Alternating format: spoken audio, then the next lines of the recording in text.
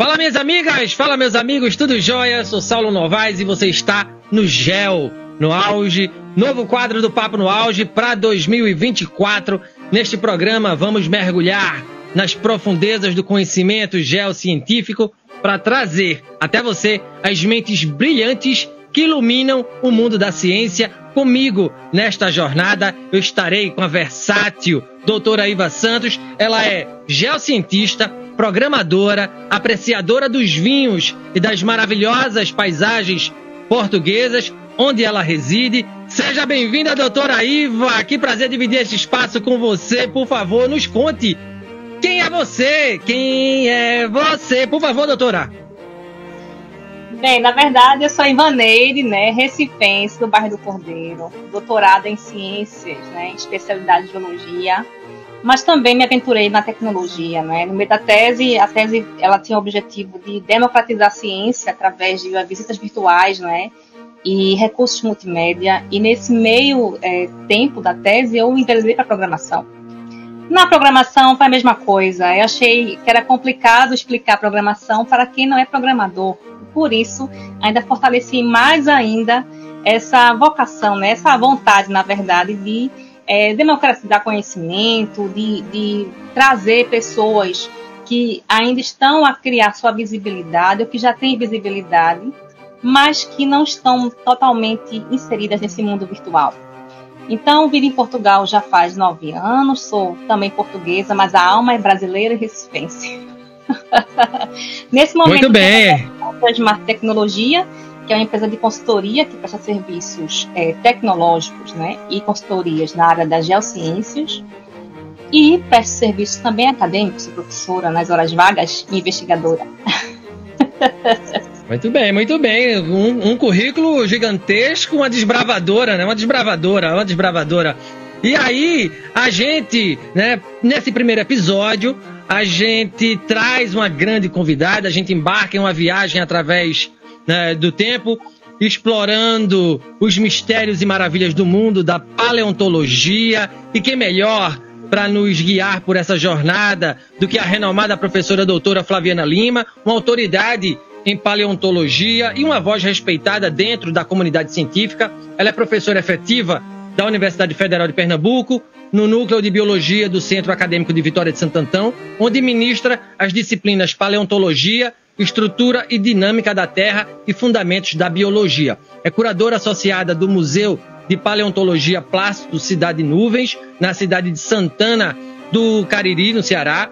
Na Universidade Regional do Cariri, atua como docente permanente no programa de pós-graduação em Diversidade Biológica e Recursos Naturais. E na UFPE, atua como docente colaboradora do programa de pós-graduação em Geociências. Doutora Flaviana, mais uma vez, seja muito bem-vinda aqui ao GEL no Auge. E para início de conversa, a gente pergunta qual foi a sua motivação para enveredar pela paleontologia. Aliás, o que é que estuda a paleontologia? Para que serve essa área de estudo?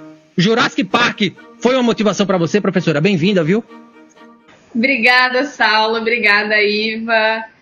Olá a todos e todas que estão nos acompanhando aqui nesse nosso bate-papo, nessa nossa conversa sobre paleontologia. Eu gostaria de agradecer pelo convite. Assim, para mim é uma honra sempre ter essa oportunidade de falar de paleontologia, e eu desejo sucesso aí ao projeto de vocês. Tenho certeza que vai esclarecer muitas coisas para muitas pessoas, né, sobre diversas áreas da ciência, assim como a gente pretende fazer hoje com paleontologia. Eu espero que vocês, né, me ajudem aí nessa história.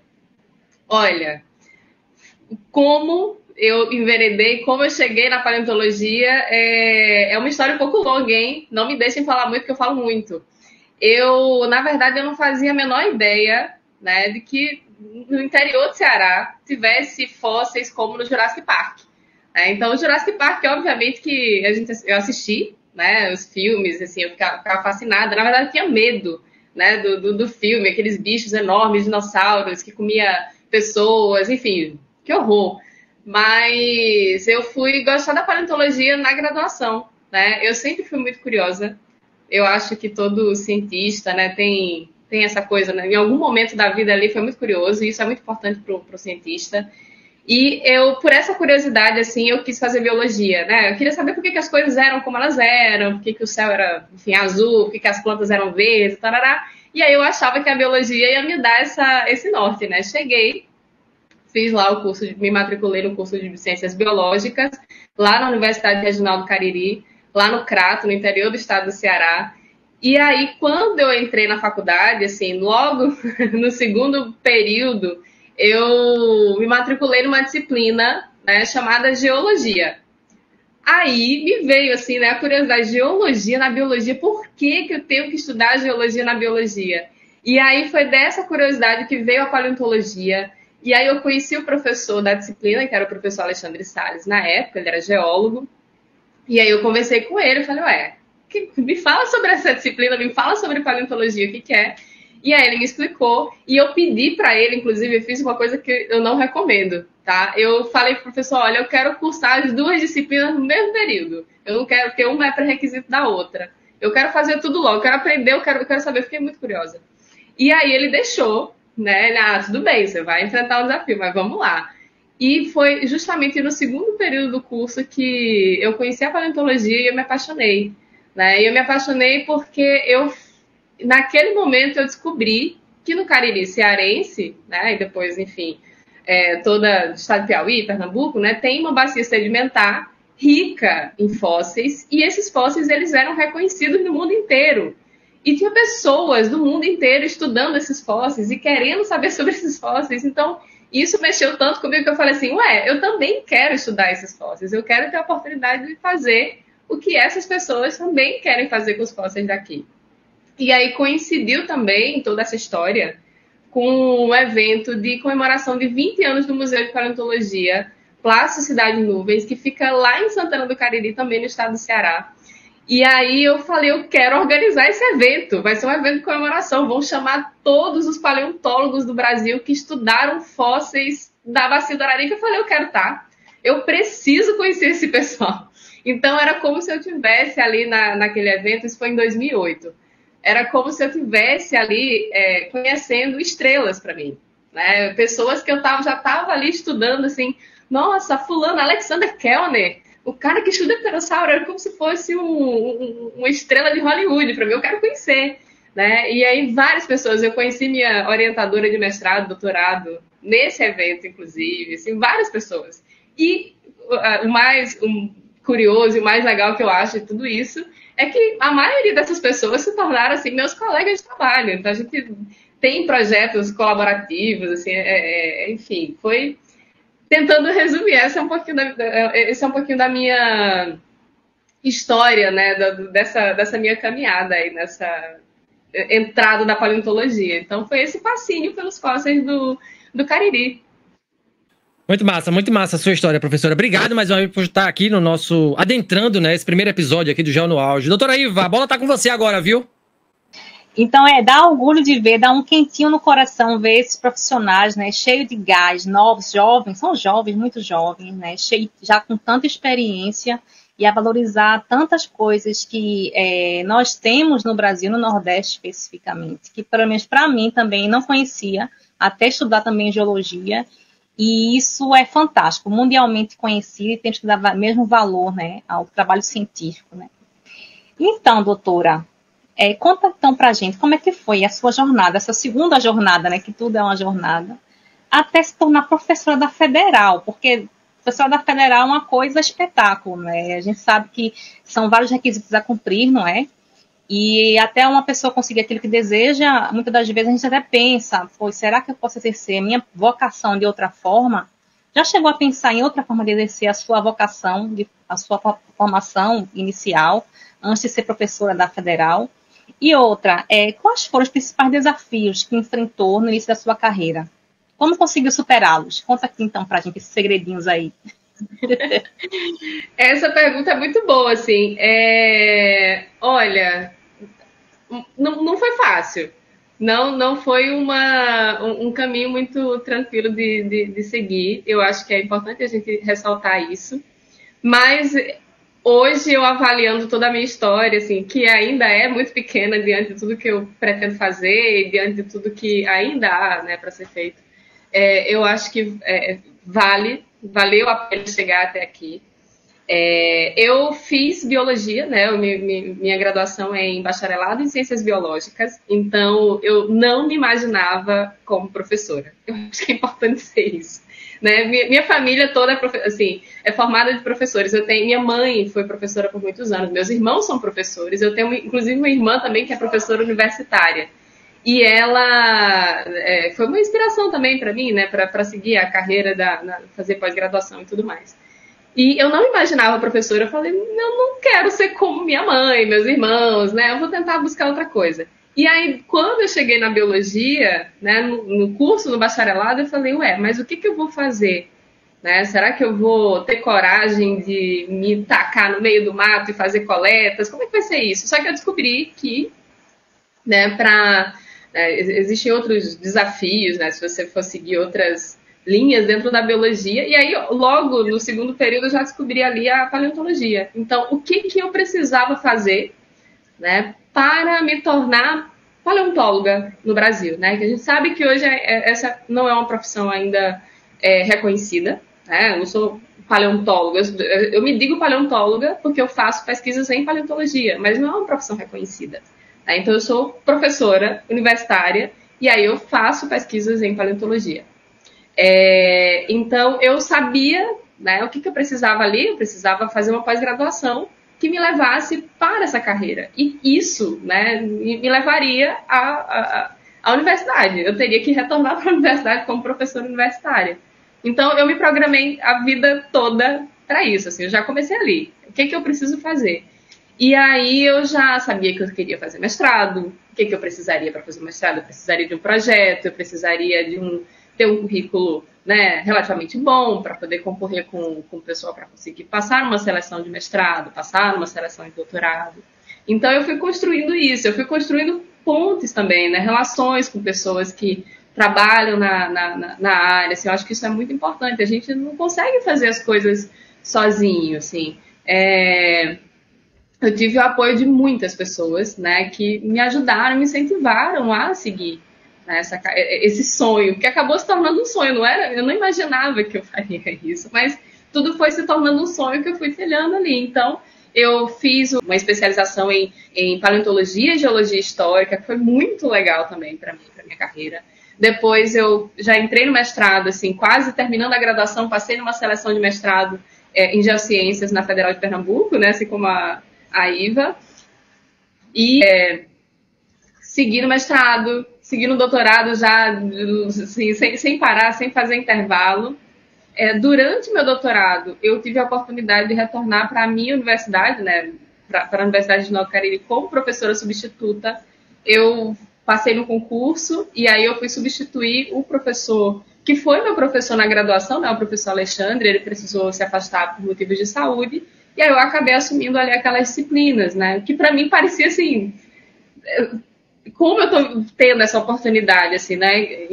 Obviamente, né, pelo afastamento do professor, né, é difícil, assim, a gente pensar, mas você ter a oportunidade de retornar para a tua universidade como professora daquela disciplina que te fez seguir aquela carreira. Então, isso foi me dando cada vez mais vontade e gás para seguir. Depois eu consegui uma bolsa, né, como pesquisadora na própria universidade, e aí na época eu já estava fazendo concurso, tinha terminado meu doutorado, já estava prestando concursos para a universidade, e aí outra feliz coincidência nesse caso eu fui aprovada na Federal Rural de Pernambuco, e a Federal de Pernambuco me chamou quando a minha orientadora conseguiu a transferência que ela tanto queria, para o Museu Nacional.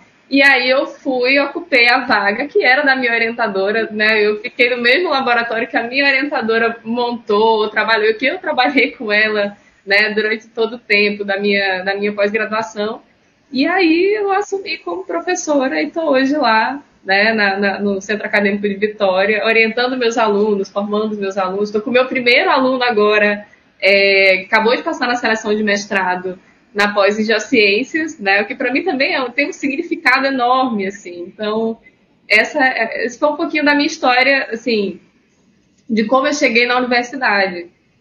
Mas não foi fácil, nunca é fácil, né? Você tem vários desafios aí para enfrentar e muitos desses desafios a gente, né, aquela peleja, assim, principalmente por conta de recurso, né? Como que eu vou sobreviver, né, numa pós-graduação em um outro lugar, né? Eu que saí do interior do Ceará para vir para a capital, né, pernambucana, estudar, como que eu vou sobreviver a tudo isso com uma bolsa que não te dá, né, todo o suporte que você precisa. A gente sabe que mesmo com esses aumentos, ainda, né, os alunos, eles ainda enfrentam dificuldade. Agiram naquela época, né, enfim. E aí, né, esse problema todo de recurso e, enfim, uma série de outras questões, como ser mulher e trabalhar numa área que é vista como uma daquelas áreas que deveriam ser, né, ocupadas por homens, né, que os homens fariam melhor, aquela coisa toda. Então, assim, eu tive que batalhar bastante para a minha voz, né, ser ouvida, né, para eu conseguir falar e alguém dizer assim, é verdade, ó, o que ela está dizendo ali faz sentido, né? Eu por muito tempo, assim, em alguns momentos dessa minha vida acadêmica, muitas ideias que eu tive, né, essas ideias elas foram, né, apropriadas assim por outras pessoas, e a gente vai passando por esses perrengues, assim, né? E assim, eu acho que a gente precisa falar sobre isso, a gente precisa rebater isso, a gente precisa não. A gente tem que parar de só ouvir e falar assim, tá, ok, não vou me importar.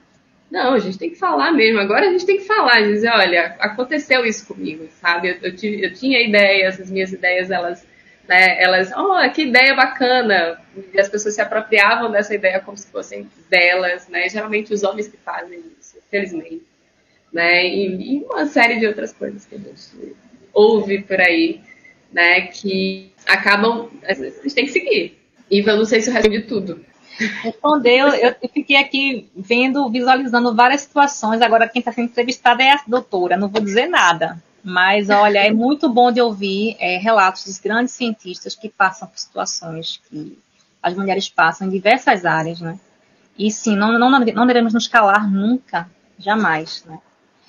Pronto, mas já seguindo essa sua linha aí de perrengues, né, final, eu queria perguntar uma outra situação, né? Como é que está a questão do financiamento, por exemplo, já que você já é professora, a gente sabe que tem os indicadores de avaliação de professores para subir na carreira, né, até para conseguir apoiar, como você mencionou há um bocadinho, alunos, né, de pós-graduação, conseguir ser orientadora, ser indicada, e se alguém olha para você e dizer, olha, eu quero que ela me oriente. Pronto. Então, como é que está a situação do financiamento para a execução dos projetos de pesquisa, né? Seja ele dos orientandos mesmo, de pós-graduação, graduação, na área da paleontologia, né? E, principalmente também, a gente sabe que um dos indicadores de avaliação de professores e investigadores, né? São as publicações de artigos, né? EASY, né? Do Web of Science, que são aqueles indexadores internacionais que a gente sabe, né? São os Scopus, né, aquele Clarivate, são vários. E, neste momento, quais são as linhas de pesquisa com potencial assim? Imagina, eu estou na graduação, quero fazer agora um mestrado na área da paleontologia. Na paleontologia, existe alguma área específica com potencial de conseguir uma bolsa, por exemplo, de mestrado, doutorado com a doutora Fabiana? Então, como é que é isso? Dentro da paleontologia, hoje eu posso te dizer assim, que ela foi afetada como todas as outras áreas da ciência, né? Como a gente teve aqueles cortes, teve redução de bolsa, redução de projetos que financiavam, né, a paleontologia de uma maneira geral, mas eu posso te dizer que, de certa forma, a gente ainda tem, né, agora editais que têm favorecido, sim, até mesmo a paleontologia. E aí a paleontologia, por ter tido, né, assim, de certa forma, uma visibilidade, né, por conta da questão dos fósseis repatriados enfim, e as pesquisas que têm avançado no Brasil, né, os investimentos eles têm melhorado um pouco mais. Está muito longe do ideal, né? A gente está muito longe do ideal. A gente precisa de mais, né? Não está perfeito. Mas a gente tem, sim, né, recebido investimento, inclusive, e aí, fruto de parceria, gente, trabalhar sozinho você consegue, mas é muito mais difícil. Então, é muito importante que a gente construa na nossa carreira, uma rede de colaboração. A gente precisa se alinhar a pessoas, a pesquisadores que tenham, sei lá, os mesmos ideais, que tenham os mesmos projetos, que tenham projetos similares, né, que queiram trabalhar em conjunto, que eu acho que isso é bacana, porque fortalece, né, uma área como um todo. Então, por exemplo, nós aprovamos, acho que ano passado, um primeiro INCT para paleontologia no Brasil, né, que é o Instituto Nacional de Ciência e Tecnologia. A gente aprovou um projeto aí de quase 7 milhões de reais, com vários pesquisadores do Brasil todo, assim, trabalhando em colaboração. E isso é muito bacana, incluindo vários pesquisadores do Nordeste, né, como eu. E assim, dessa forma a gente consegue se fortalecer. A gente consegue fazer sozinho? Consegue, mas é muito mais difícil. Mas um super projeto como esse, a gente consegue bolsa de pós-graduação para aluno, a gente consegue bolsa de pós-doc, né, para desenvolver pesquisas em diferentes lugares, em diferentes áreas, a gente consegue financiamento para comprar equipamento, né, financiamento para realizar trabalhos de campo, né, o que é uma das partes, assim, vamos dizer, da paleontologia que requer muito recurso, né? A gente precisa de fazer coleta, né? A gente precisa encontrar os fósseis para estudá-los, né? Para fazer as teses, as dissertações, né? Orientar os alunos. Então, para isso, a gente precisa ter verba. E esse tipo de projeto, ele ajuda nesse sentido, né? Então, a gente tem esse tipo de recurso agora, né? Mas não é o suficiente, a gente precisa de mais. Só que, para isso, a gente precisa publicar. A gente precisa publicar bons trabalhos. E a gente publica bons trabalhos quando, né, a gente faz essas colaborações, a gente, né, consegue desenvolver esses projetos com os nossos alunos. Então, assim, é uma corrida maluca, né, e é uma matemática muito doida que a gente tem que fazer para poder não perder, né, essas oportunidades de projeto, de financiamento, de bolsa, né, para os nossos alunos. Doutora, eu imagino... Não, respondeu aí, eu imagino o quão resiliente vocês são, né? Eu trabalho na Universidade Federal, mas eu não sou professor, né? Eu trabalho na burocracia e vejo também, além daqueles que a gente entrevista aqui, né, no nosso podcast, o corre-corre dos colegas que estão ali no dia a dia comigo na universidade. Cara, e é muito puxado, principalmente quando você falou aí, tem que ir a campo. Nossa, eu trabalho justamente na parte de reserva de viagem, né? Agenda de viagem. O professor quer fazer uma visita... Cara, quão burocrático é isso? O quão burocrático é isso? Né? Às vezes o busão tá quebrado, às vezes não tem dinheiro para gasolina, às vezes, enfim, o pneu furou, né? Enfim, o ônibus está sujo. Isso é só uma pequena ponta desse grande iceberg aí. Imagina outras pesquisas, outros deslocamentos mais complexos, né? E que a universidade tem que dar conta porque a pesquisa ela não pode parar. Né? Então, professora, parabéns pela sua resiliência, viu? Parabéns. Obrigada. Realmente é uma tarefa muito difícil. Eu imagino. E aí, continuando, e aí eu vou bater na tecla da doutora Iva, quando ela pergunta sobre cursos, né? Para estudante de graduação, e de pós também, né? Que pretendem ser paleontólogos ou enveredar por esse caminho de pesquisa. Quais são as melhores opções de cursos de formação no Brasil, né? Na sua opinião? De fato, professora, é uma carreira atrativa para quem decide enveredar pela docência nessa área aí, professora? Olha, na minha opinião, os melhores cursos, mas é minha opinião, tá? As pessoas, por favor, não me julguem, não fiquem chateados comigo. Mas na minha opinião, os melhores cursos para se tornar um paleontólogo é biologia e geologia. Óbvio que os outros cursos, geografia, eu já vi historiador sendo paleontólogo, já vi jornalista sendo paleontólogo. Então, todos os cursos, quase todos, né? Dá para fazer, sabe? Mas a biologia e a geologia são as áreas que vão te dar o suporte maior para você ter ali as informações necessárias para se tornar um paleontólogo, né? O biólogo, ele vai ter ali as informações dos organismos, né? Os organismos atuais, como eles interagem, como esses organismos, eles refletem, né? O registro fóssil reflete os organismos hoje e vice-versa. Então, você tem uma troca de informações ali muito interessante. Né? E a geologia, ela nos ajuda a entender a história geológica daquele local, né? Por que aqueles organismos foram parar ali? né? O que eles foram fazer naquele ambiente, né?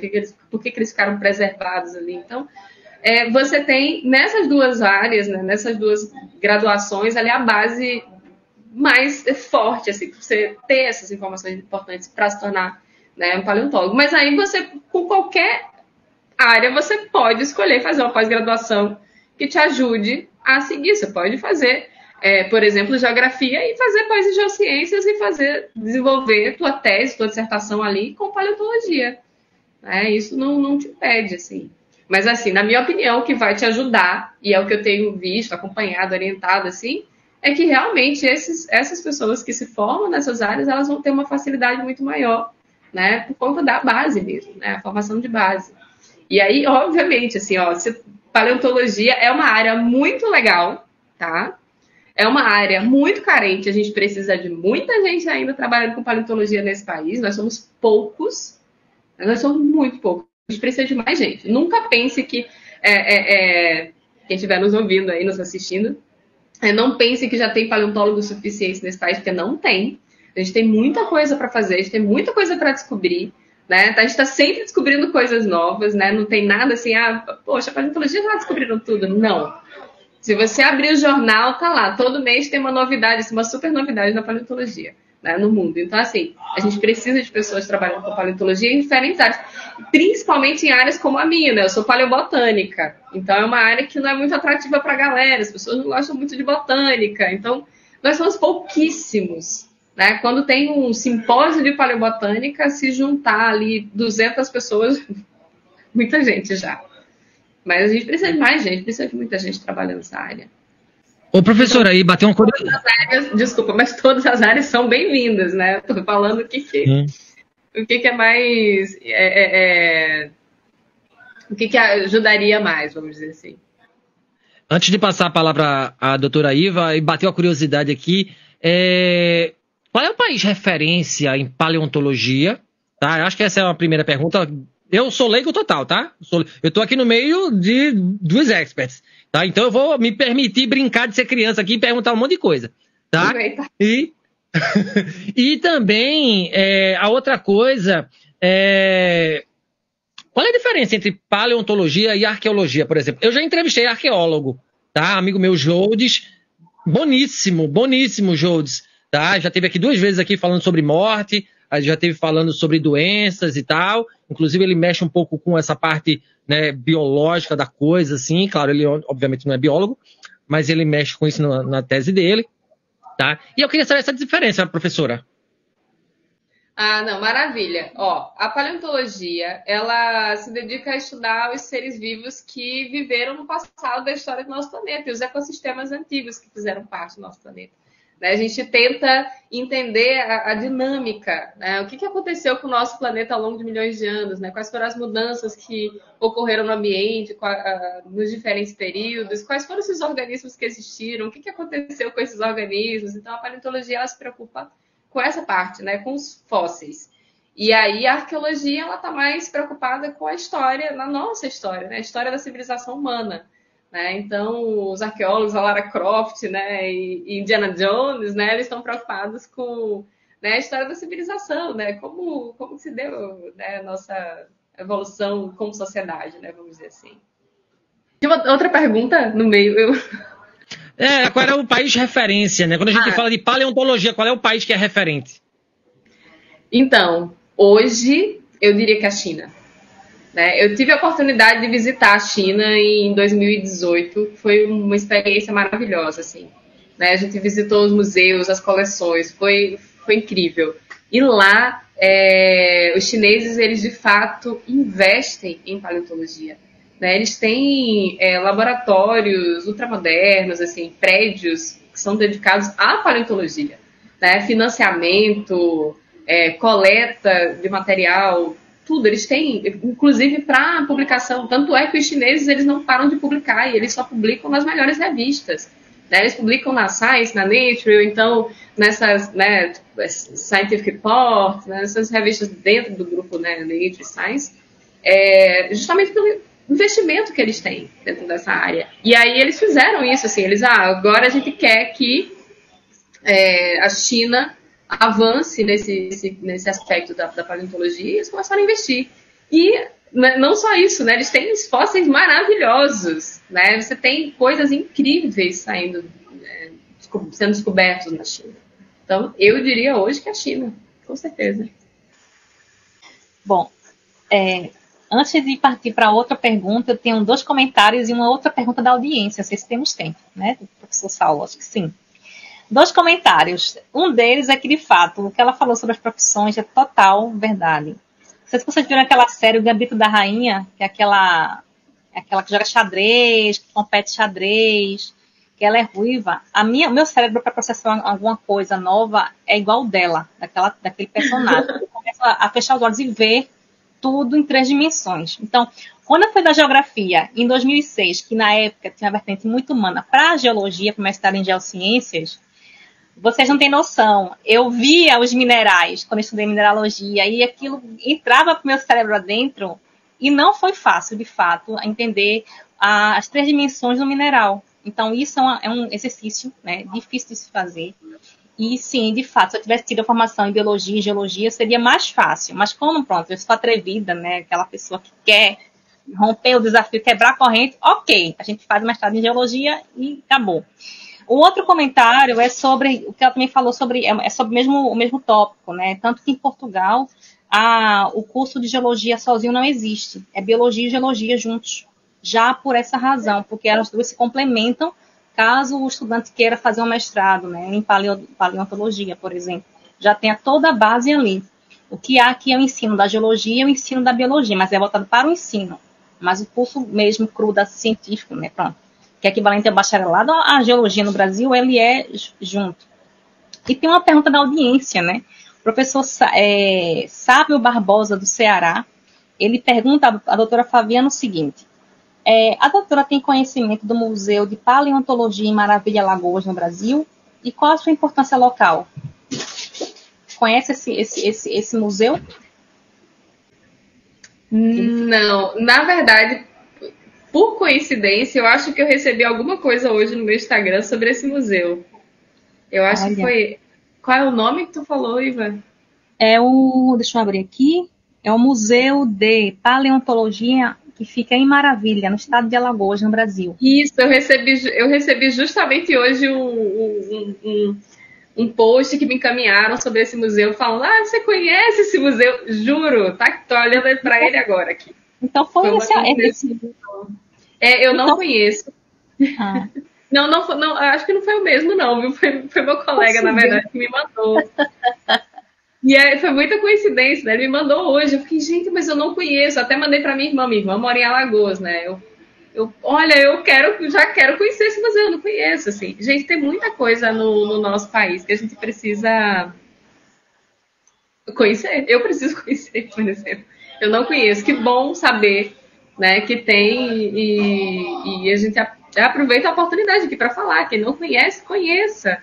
Né? A mesma coisa eu sempre falo: conheçam o Museu de Paleontologia de Santana do Cariri, né? Lá no interior do Ceará. Lá tem os fósseis mais incríveis e maravilhosos que você pode conhecer, que são, né, de lá, desses fósseis que saem de lá. E conheçam, por exemplo, quem for de Recife pode visitar o próprio prédio, né, do CTG, o Centro de Geociências, Tecnologia e Geociências, né, da UFPE, que tem um museu, né? Tem o Museu de Minerais e Rochas e tem uma exposição, né, de paleontologia com vários fósseis do estado de Pernambuco ali na exposição, né? Tem reconstituições, eu acho que vale a pena também visitar. Ô, professora, desculpa, doutora, rapidinho, aproveitando o gancho da tua fala para não perder aqui a curiosidade, você falou a gente estava falando de museus, de locais, sítios onde tem boa parte de fósseis no Brasil. Quais são os mais importantes? Olha, tem vários, hein? Eu vou esquecer, eu sou péssima. eu sempre acabo esquecendo alguma coisa importante nessa hora que me perguntam de listas, assim.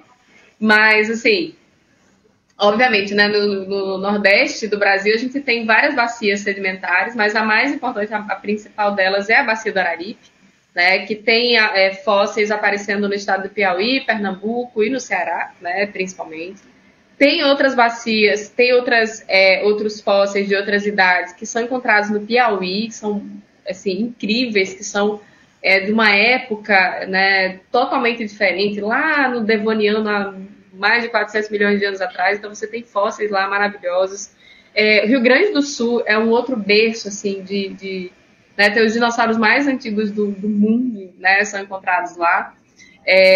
E outras muitas descobertas incríveis, né, que eles fazem lá no Rio Grande do Sul, principalmente pelo pessoal do CAPA, né, que é o Centro de Paleontologia que eles têm lá, que eles construíram lá, que é uma outra coisa assim que é maravilhosa, que eu acho que em vários lugares no Brasil a gente poderia adotar aquele mesmo modelo assim de local de preservação, de pesquisa, né? Inclusive eles estão trabalhando lá para ter um geoparque, eu acho que já foi aprovado, inclusive, né, um geoparque. Em São Paulo, eu sou péssima, eu não vou conseguir listar, mas a gente tem muitos locais. Pronto, a minha pergunta que está aqui, né, que eu tenho que fazê-la, e eu faço isso sempre nas minhas entrevistas do Geosmart, a gente sempre pergunta isso, as nossas entrevistadas são sempre mulheres, né, que eu entrevisto.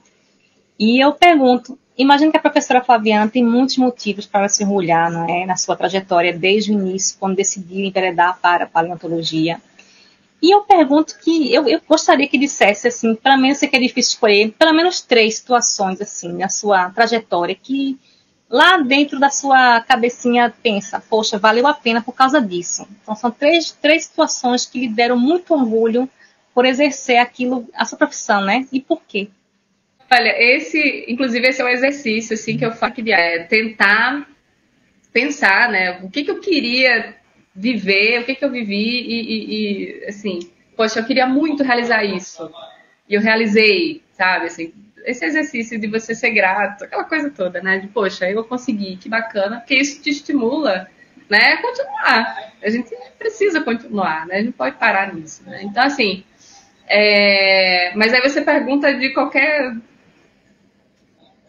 coisa. Qualquer coisa que você postou na sua vida, que você olha para você e pensa, valeu a pena fazer, estou orgulhosa de mim, e isso me faz ter orgulho de ser a profissional que eu sou hoje. Por exemplo, no meu caso, vou dar um exemplo.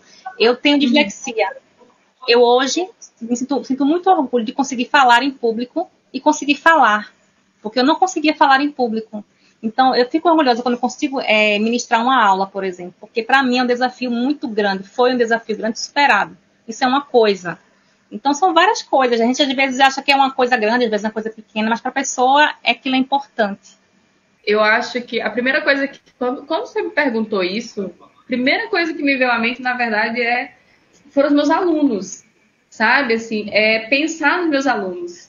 Porque eu sou muito grata a todas as pessoas que me ajudaram de alguma forma, né? Os meus professores que me ajudaram, né? As pessoas que pararam seu tempo. Porque, gente, tempo é uma coisa muito valiosa, né? E quando alguém dedica seu tempo, né, para outra pessoa, assim, isso não tem nem palavras para descrever isso.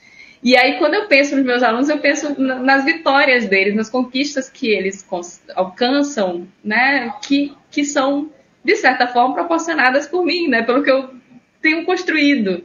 Então, eu acho isso muito bacana. Quando um aluno meu defende um mestrado, né, quando ele termina um TCC, quando ele consegue uma bolsa, quando ele está feliz porque apresentou um trabalho no congresso, porque teve a oportunidade de viajar para um lugar que ele nunca foi, né, por meio da ciência, né? A gente tem que falar assim, por meio da ciência mesmo. Eu acho que isso me dá sabe, isso me deixa muito feliz, muito satisfeita de ter escolhido essa carreira, sabe? E entre outras coisas, por exemplo, você falou, né, da tua situação, eu tenho fibromialgia, né? Fibromialgia é uma condição que é bem complicada para quem precisa, por exemplo, ir para campo, né? Passar dias e dias coletando no sol, ali, martelando. Então, eu achava que isso poderia ser uma dificuldade para mim. De fato, ela é assim, uma dificuldade. Só que eu superei completamente. Hoje eu vou muito feliz, muito satisfeita, né? Isso não me impede de fazer o que eu faço, né? Eu não deixei. Claro que para muitas outras pessoas é uma condição, uma doença que não permite que as pessoas consigam ter uma vida normal, mas eu conseguir ter uma vida normal, e eu acho que por muita vontade de continuar fazendo o que eu faço, né? Não deixar que isso me atrapalhasse.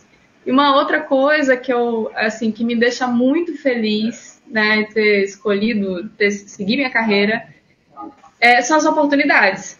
As oportunidades de viajar, né, de conhecer lugares por meio da ciência, as oportunidades de conhecer pessoas bacanas, né, de gente competente, gente que faz a coisa acontecer, né? Conhecer vocês, por exemplo, né, ter essa oportunidade de estar conversando aqui com vocês, né, de falar para outras pessoas. Então, isso eu só consigo por meio da minha escolha, né, por ter escolhido viver essa carreira e por ter escolhido a ciência e por ter escolhido paleontologia. Que legal. Você falou em tempo aí, professora. Brigadíssimo pelo seu tempo. Eu sei que ele é preciosíssimo, né? Eu sei que você se dedica de corpo, alma, coração ao que você faz. Isso é visível na sua fala, no seu gesto, no seu olhar. Então, quando você fala em tempo e de fato ratifica que hoje é o ativo mais importante, e a gente sabe que eu e a doutora Iva, a gente agradece muito a você por ter cedido o seu precioso tempo aqui pra gente. Chegamos, infelizmente, ao final deste primeiro episódio do Geo no Auge, né? Foi uma honra conversar com você, tá? Eu tenho certeza que a doutora Iva está muito satisfeita, assim como eu, né? A gente conversou com a doutora Flaviana Lima, da UFPE, renomada paleontóloga internacional, foi na China, tem artigo publicado internacionalmente, né? Ela desvendou aqui pra gente o universo dessa área do conhecimento, da paleontologia. Que bom, professora, poder conversar com você. Gratidão por tanto conhecimento. Obrigado, viu? Obrigada, eu que agradeço sempre, eu estou sempre à disposição. Eu espero que vocês tenham, né, assim, viajado um pouquinho pelo mundo da paleontologia. A gente pode conversar muitas coisas sobre muitas outras coisas da paleontologia também. Eu estou à disposição, então, né, eu que agradeço o carinho e o convite de vocês que são muito generosos comigo. Muito obrigada.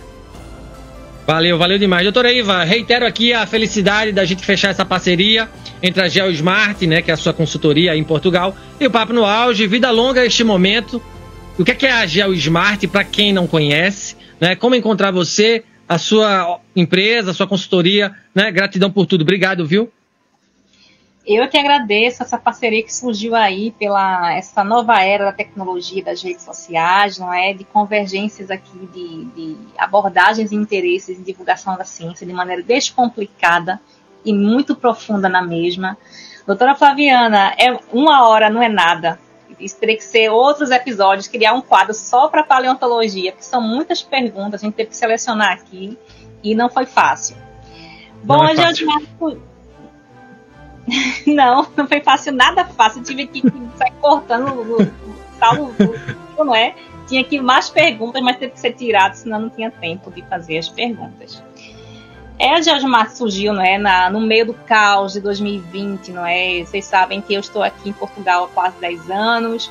A vida de imigrante não é fácil. Eu vim legalmente como estudante de doutorado, tudo direitinho, estava conseguindo me organizar aqui na minha vida laboral, na minha vida profissional, e veio a pandemia e me deixou no caos.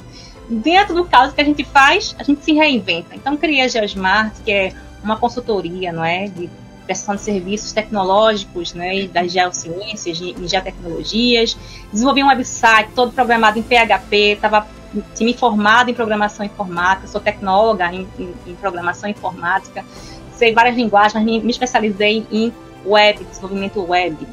Então, a GeoSmart também tem um quadro, né? A gente tem um quadro de responsabilidade social, que é o quadro Elas, onde eu dou visibilidade a mulheres como eu, que já estão há muito tempo aqui tentando ter voz, e são silenciadas pelas pessoas que já estão há muito tempo, né, nesse meio, e entrevista essas pessoas, essas profissionais gigantescas, né, que estão aí e também tem que ter seu espaço, sua voz.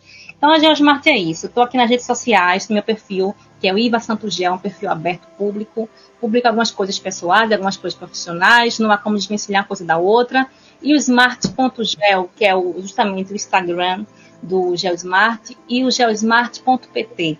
Se vocês precisarem de algum website, divulgação de alguma coisa científica, criação de redes sociais, é só falar com a gente. Estamos aí para voltar aqui e se reinventar mais uma vez. É isso. Obrigada.